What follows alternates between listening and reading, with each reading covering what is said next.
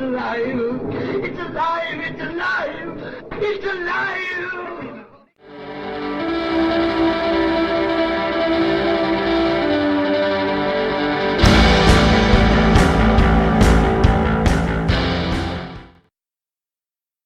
Hello and welcome to Alive After Reading. I'm Tim Niederreiter, and with me today is a special guest, and as most of my guests, actually all my guests are special. I say most, geez, I'm a terrible person. Welcome to the show, John Allimonos. Who? Me? Oh, hello. Yes, you. Did I say your name right? Didn't see you there. Well, I didn't see you there either, because this is an audio podcast. Oh, didn't hear you there. Well, John, you're hello. You and I met at the Writing Excuses retreat back in a while ago now, a few years ago. We did. So tell Okay, go on, yes, go on. tell our audience a little bit about your background and the sort of creative stuff you get up to. Well, I'm currently in a basement, so that's my current background. Otherwise, I've been writing basically all my life. Still feel like a complete amateur, even though all my life. I write mostly epic fantasy. Okay. I write exclusively epic fantasy. I have other ideas, but so far I've only put pen to paper for the epic stuff. Okay. And I've been writing for like so long without actually achieving anything that sometimes it feels kind of dire. Like, oh God, I don't know if this would ever work out for me. But in the end, it's like, it's what I love to do. And it's what I want to achieve in life. Have you finished books though? I mean, have you finished a rough draft at least? Oh, I'm sorry. That may be too personal of a question. I'm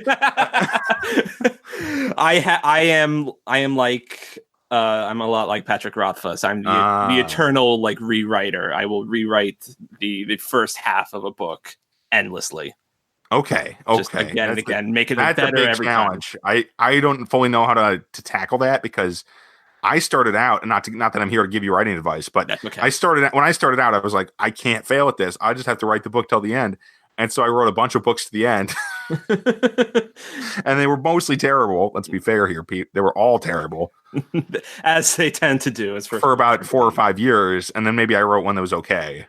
I think it's okay. I think it's good because it's published in one form now. Yeah. I have no idea where my ability stands. I like to think that I'm at least decent at the words themselves. It's just the actual discipline to keep forging ahead, to not get discouraged. Yeah. Stay on track. Are you familiar with that Neil Gaiman story about how he calls it this story where he calls his editor? He's like 2/3 of the way through a Nancy Boys. He's writing it, you know? Yeah, I did hear that story. It's such a good one. I've definitely heard that story. So he calls his editor and says, and says something like, the book is not going to work. I think it's just terrible. Oh, yeah, it's like, Neil, no one's going to want book. it. And the editor says, no, the editor says, you call me, we have this conversation every book, Neil. Right. Which is awesome. It's such a good. I mean, it's such a true story. I think it rings so true to me because I have this similar thing happens with me, and my every time I'm in the middle of a book, I'm like, I don't want to do this book anymore. And there was a thing where I'd stop for a month, 2 weeks to a month in the middle of every book, and then I just go back to it and finish it eventually. Yeah, my issue tends to be that I will love my book and I'll love it, and like, this is great. And then I'll look at the next chapter like, I don't know how to make this great. And so that's the pressure you don't need. Yeah. Yeah. I end up like freezing up. Like, I don't know what and then I will like hide from the book. Like, the book starts to scare me. Yeah. Like, I'm not worthy of this idea. Yeah, it's such a true feeling to me as well. I mean, granted, I've written many books, but at this point, but I still happens to me all the time. I've written one book many times. No, I've written several books many times. Okay. None of them, I don't think, could be qualified as books exactly. No endings, no third act. I would say the furthest I've ever gotten in a book was 90,000 words. That's a long book by my standards. Of a projected 200. Yeah, I understand that. Yeah, you're halfway through the story or so. Mm-hmm. Yeah, I got to the end of Act 1, and then I'd start Act 2, and it's like, maybe Act 1 could be its own book. No, it's terrible. It's not structured properly. Yeah, my issue, the thing I discovered is that I basically structure my arcs are pretty short, kind of naturally. So That's why I started publishing novellas last year and all that sort of thing. I don't know if I could do novellas just because I get very rambly when I write. I go down tangent after tangent. It's really bad. But let me make an argument for novellas for a second, because I don't think that would disqualify you, because even a novella, it just means the arc is shorter. It means there's less. It doesn't mean there's less stuff in this story. That's my opinion. So there's less. There's maybe less key moments, so you can kind of just go between the key moments. And I think generally it's just fewer characters, I guess, is the main thing. I like that. I like writing with only a few characters anyway, which is really helpful for that. But epic fantasy writer, I'm not going to get you to actually try to write something shorter. No, I have at least tried to, go outside of epic fantasy, though I never really got further than a couple of chapters. And like I tried doing a cyberpunk once, but I wasn't feeling the story. It just wasn't there yet. Oh yeah, cyberpunk's really an interesting genre, if I do say so myself. I hear good things about it. I've written 4 or 5 books in that genre, but they don't do so well because they don't really look the part. Mainly, I mean, as in like the world is very unusual for that genre, and that doesn't really make sense to people. I think when it comes to cyberpunk, it's like everyone kind of knows what to like expect from a sort of cyberpunk setting. Where like at least with fantasy, it's like people will think the Tolkien sort of fantasy, but it's grown so much since then. Whereas cyberpunk kind of still is that sort of neo-noir kind of style, right? And mine definitely weren't. Mine were like, well, this is the basic guts of a cyberpunk story, but it's in this kind of white collar world. The main characters aren't really noir or gritty, especially to start with. And that's probably what made that series not really work for people. In addition to the very strange way I actually wrote the books. It was the first person plus third person. It gets weird when it's like you feel like this could work. This could be a good story. And then as you're writing it, you're like, I don't know who would like this besides me. Well, I mean, I actually published 4 of those books. And people did like the first one. I think it was just too difficult to encourage people to keep reading. And that's currently my theory for it, because that was the Mangrove Suite originally, and then that was called Memory Lost, which is a novella. It's only 35,000 words long. But and then there's 3 more books, some of them which are much longer, a couple of which are much longer. But it just didn't catch on. I don't know exactly what was up there. But I have my theory is that the perspective was what threw people. Anyway. Yeah. That was actually something that I had struggled with in a project in the past. Oh yeah, a few times that I tried to like go outside of epic fantasy. I tried doing like a sort of like a late 21st century kind of where people our age, like we're both 28, but like, hey, what if someone who was born in like 90s or even like late 80s is now an old man in a much later. So it was like, oh, what would the future be like from my perspective? And then it's just like I'm writing it, and I'm just like, didn't like it, couldn't take it. Well, what about that did you not like though? Well, what excited me about it was that, hey, what if I bet maybe by then VR tech will finally reach the point of like Sword Art Online, full dive, full immersion VR. Yeah. So what if you had like an old man who, I don't know, maybe he's disabled, he can't walk anymore, does that and suddenly he has legs. It's like, oh, what can I do with that? That's a cool story idea. And actually, instead of the death game idea that's been done to death. Yeah, the death games that just run over the rest of the genre pretty much. But there's actually a lot of books right now in the indie world that are what they call lit RPG, which is basically that. Yeah. And it's a pretty big genre at the moment. At least it seems that way to me. Yeah, one of our friends actually recommended something similar to me. Now I completely forget the name, so never mind. Move on. Yeah, that's okay. I think. Well, I actually had one of those I'd submitted to Tor.com for their last open window. They submitted a novella based on that kind of concept. But I don't think it's going to go anywhere. But it's been. And I wonder how long it's been since I submitted. I don't even remember. That's how traditional publishing works. Right. Checks watch. It must have been 6 months ago. 4 or 5. Anyway, I don't know why your watch would tell you that, but sure. I don't have one, so it didn't tell me anything. Okay, so me neither. The core thing though is that just mixing up genres is I think it's a fun way to go, but also just reducing the amount of words you need can be frankly, it can be a good way to lighten the load, and you can get a story done that way, you know? Mm-hmm. And not to try to discourage you from doing what you actually want, you know, do what you want. That's the core there. Mm-hmm. But if you're having trouble finishing a long story, it makes sense to maybe try to finish an arc and then move to the next arc, you know. Well, I did take Mary Rabinette Kowal's short story intensive class a couple years ago. So I do have some short story experience under my belt. Even the short stories I can't finish once I get like halfway through. Oh man. Yeah, so that's actually probably true then. It's not the length of the story that matters really. It's just it's the arc, just that itself. midpoint. You just got to.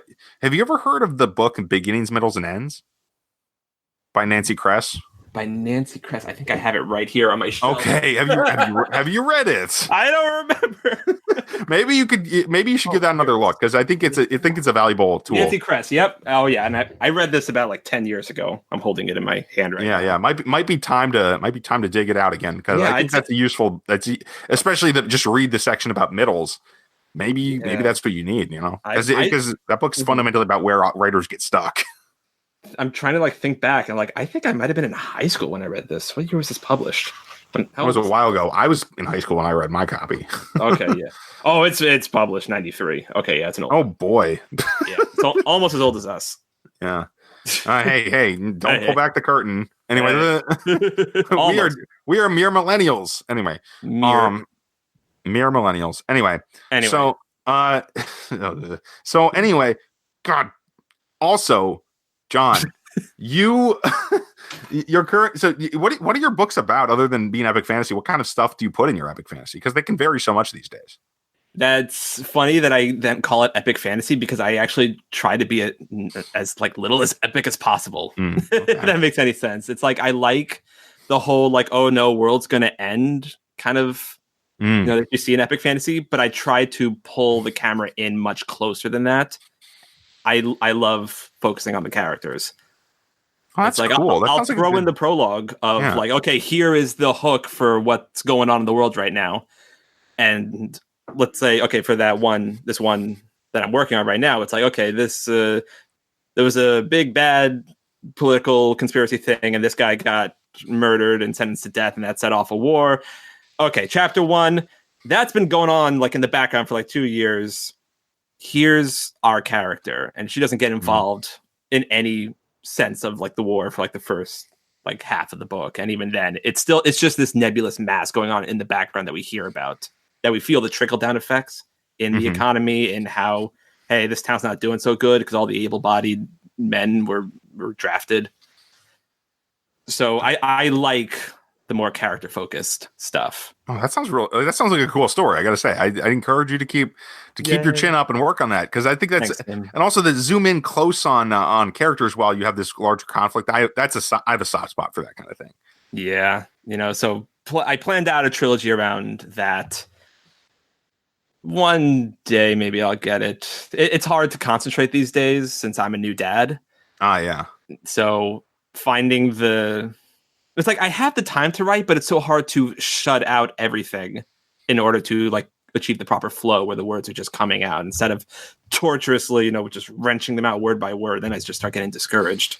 You know, I've heard there's this technique I've heard about that I do really like, which is where you kind of reduce. I was talking about reducing word count, but if you just were to reduce your session goal, you know, instead of writing, I'm trying to write 2,000 words or whatever, I'm trying to write this chapter. You say, let's write 100 words. Then you meet your goal, and it's not discouraging. You know, it's pretty easy to do 100 words. Yeah, I mean, before I became a dad, it was my goal to have 1,000 words a day. That I could, if I managed to actually write straight through nonstop without like, you know, tripping over anything, I could get that done in about an hour and a half, I would say. Okay, that's about my writing speed if I'm in the thick of it. Okay, so budget 9 minutes and write 100 words.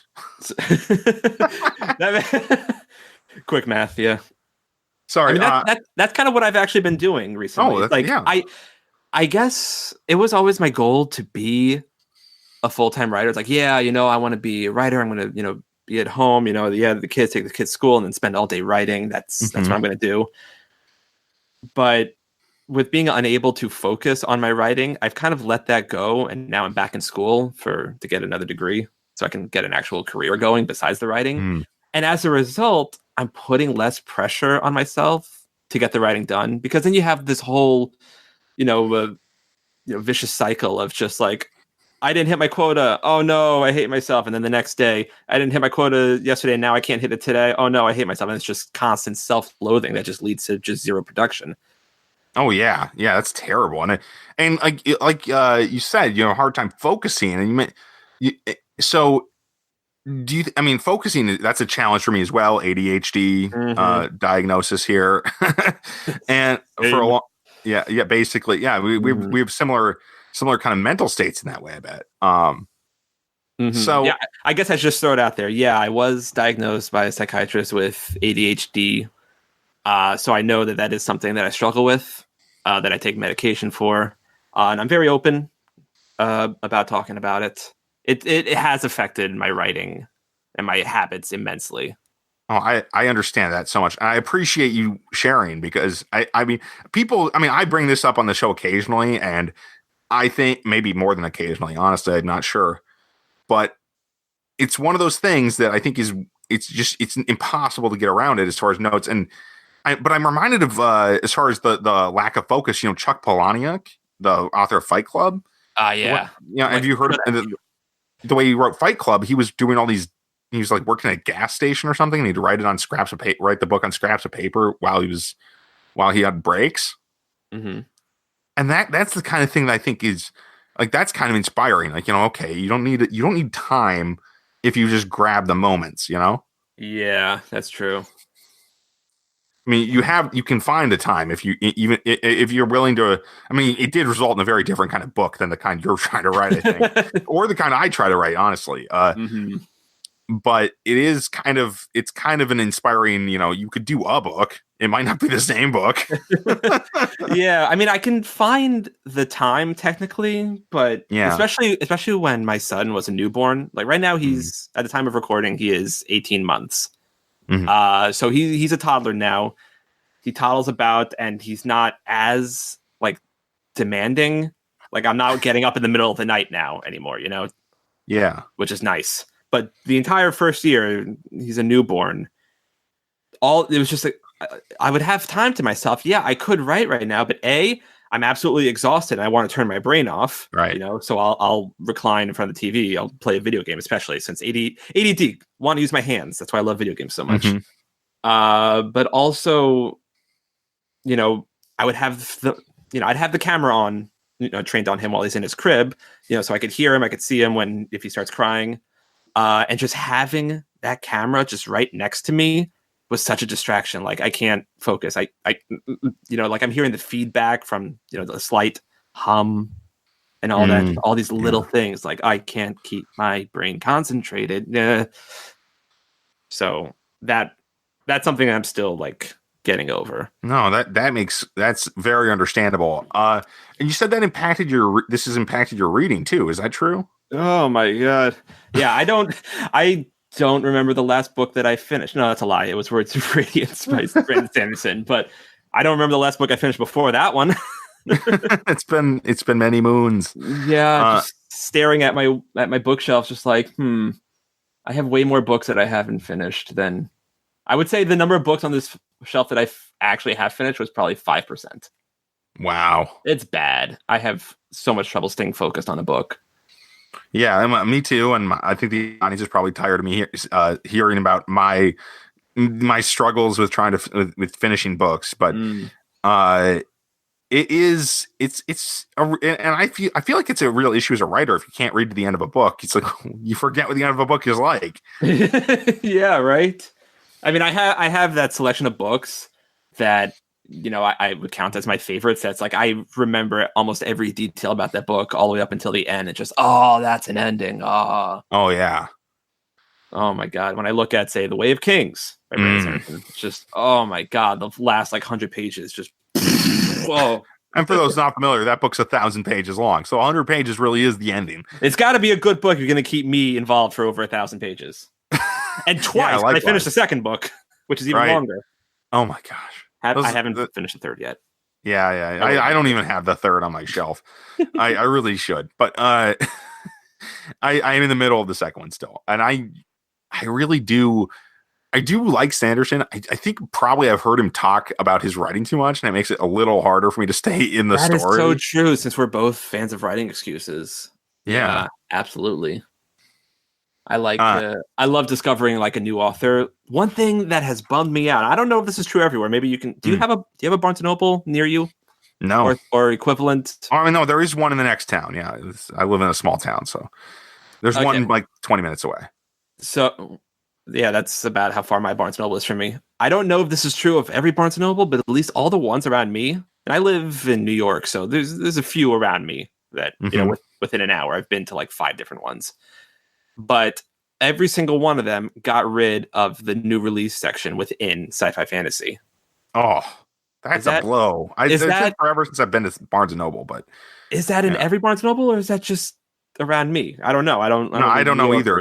It's been years since I've been in there. Okay, but yeah, like they got rid of they still have like new releases, at the front by by the door, but specifically they'd have like the first like 2 sections of shelves per section would be new releases in this genre, right? And them getting rid of that, it's just God. Why? That's where I know, like, you have the long list of all the different books. Like, yeah, okay, I have that. I know what all the classics are, but I want to see what's hot, what's new right now, without having to sift through all the nonfiction as well. That makes sense. I think, and I think it's kind of it's tough for me to say, because I don't really focus on the physical bookstore. Like, I was like, oh yeah, I want to be on the Amazon hot new releases, because that's where I publish. Mm-hmm. Not that I'm anywhere near there, frankly. When I release a book, I'm like, that's the dream, right? I mean, if you get on there, that's a good chunk of additional exposure at the very least. Mm-hmm. But absolutely. But I don't have, my books aren't even in bookstores, and I don't get out of the physical place very much. Yeah, I mean, it was always my goal to do traditional publishing rather than self-publishing. Yeah. So I always wanted to like stay on top of like, hey, here's what's hot right now. Yeah, well, that makes sense. And then is that why you have so many books then? Yeah. Well, I also have a bit of a collector personality. Me too. I love owning things just to have them, just to be able to display them, be like, Yeah, it's making now I feel like I'm a little bit more at peace because I have all this stuff. Yeah, it's a pretty serious issue sometimes. You need too much stuff. For sure. Oh, I drives my wife nuts because she doesn't collect anything. She doesn't understand. She's like, "Why did you spend money on this?" I'm like, "Because it exists." Oh boy! One thing that drives me nuts, though, real quick. Yeah, sure. When it comes to physical books, all the different like editions that'll come out, like it drives me nuts to have like a series where I don't have the same kind of edition for each one. Like if I have one book hardcover, they all need to be hardcover. You know, if I have one book paperback, then the rest need to be paperback as well. Or I retroactively buy the hardcover, which I did for Harry Potter. Yeah. And there's all these different editions of Harry Potter now, and and a lot of the classics have that kind of thing going on. Yeah, at this point, it's all first edition for me. But like, that drives me so nuts that like I got into a series through the paperback. So the next book comes out and it's hardcover. It's like, they're trying to get you to buy it twice. Anyway. Yeah. That's something that my video game collecting addiction doesn't have as big an issue with, because it tends to just be, just the release cover and then that's the cover until it goes out of print. Right. Pretty much immediately. Yeah. So Anyway, as far as actually reading books, though, the difficulties. Do you think? I mean, and you mentioned your ADHD and stuff, and I think I have a similar problem, and it kind of stems from the idea. It's like I just want to read something. I want to read that book right now. This is how I feel usually. Is I want to read that book right now, and then when I put it down, well, there's no need to go back. There's a lot of other books to jump to. Nice. Next. Yeah, exactly. And I'm not the kind of person who reads a book a day or a book in one sitting. So it gets hard to circle back around, Yeah. And it's funny because I think about like growing up being a teenager and then a college student. Like I read books. I would spend all day reading one book. I don't know what happened to me, but suddenly in my my mid to late 20s, I can't sit still anymore. Yeah, it's the terrible curse of adulthood, perhaps. Maybe it's just because, I have like less agency for my own free time because of all the other responsibilities, being married, having a child, and I was also caretaker for my grandparents until they passed away. So that was just another responsibility that it was all I could do to finally just sit down with the PS4 controller in my hand. Like, finally, play some Destiny. Or whatever. Yeah. Just gotta get your kicks where you can, and it's get them in the easiest possible place. I've got a very similar story, but it's of course all in the card games. So as far as you as this goes, what kind of do you have any ideas of how you would get back more toward the reading? Is that ever, if that was a priority for you? Hard to say because it's not a priority for me anymore. Especially, actually, circling back to what we had said before about like the constant vicious cycle of like self-loathing, because I'm not hitting any of my quotas with writing, and so I feel discouraged the next day to write, and then more discouraged the next day. Since I went back to school and I'm now taking online courses for a degree in game design, I don't have any pressure on myself to write anymore, and so for the first time in a very long time, in years even, I feel empowered to write because I'm doing it for me instead of out of a sense of duty, That's awesome. Yeah, it's a good place to be, honestly. So it's like I put writing behind me. Yeah. I put writing behind me, and then now I'm writing more than ever. What the heck? Isn't that just how it works, though? I mean, when it's not the thing it's not the main thing, it's just the side hustle, and it becomes really enjoyable in that way. Not even a side hustle, it's just a hobby. That can be really useful. Yeah. Huh? No. Okay. Nothing. Oh my god. Yeah, but probably better that I didn't hear that. All right. I just said I need a drink. Oh. I don't actually need a drink. I'm fine. Okay. I think I'm funny, but I'm not. No, you're okay. So as I usually ask people at this point of the show where they can find your work. But do you have anything out there people can check on? You can try breaking into my house and steal my hard drive. That's where you'll find my work. Don't encourage them. Currently, no, I don't have any work to show except for just, inner circle, writing group stuff. Like, hey, here's that first chapter again. But no, recently, since I'm taking a degree program in game design, I am creating my own games now. And right now they're just analog. I'm working on a card game right now. I mean, it is like entirely like original, so I could. I don't know what the university like states on how much you own the idea you submit for homework, but I have ideas now that I never knew that I had until I shifted my thinking. Like, hey, I love video games so much. Why don't I make video games? And then I go to school and they're like, okay, well, before you can make those, you got to make card games. It's like, okay. Sure. And suddenly I'm like lying in bed, just tinkering away in my brain, like, you could do this. And then I get out of bed and my wife's like, what the hell? And I'm on my computer just taking notes. Like, it's 4 a.m. I'm like, I can't sleep. Have homework. The work of a creative mind is never done. So yeah, but that it's a sense of proactivity that I've since kind of lost with my writing. And it feels amazing because I feel like a proper creative again. Oh my god. So maybe one day I'll have maybe a card game that I could show off to sell, but we'll see. Yeah, we'll see. And I look forward to seeing what you come up with in the future, because I do enjoy a good game every now and then. So yay! I'll try to make a good game then. Yeah. You just focus on that part. Thanks for being on the show, John. Thank you for having me. This has been a blast. All right.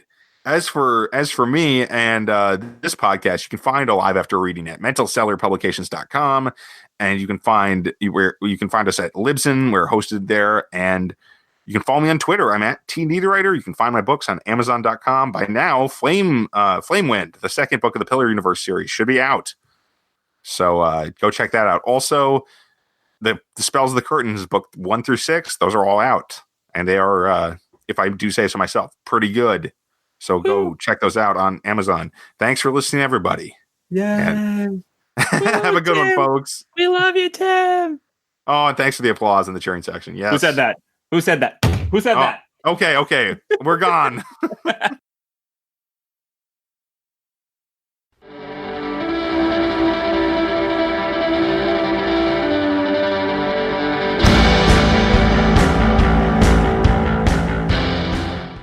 tears it.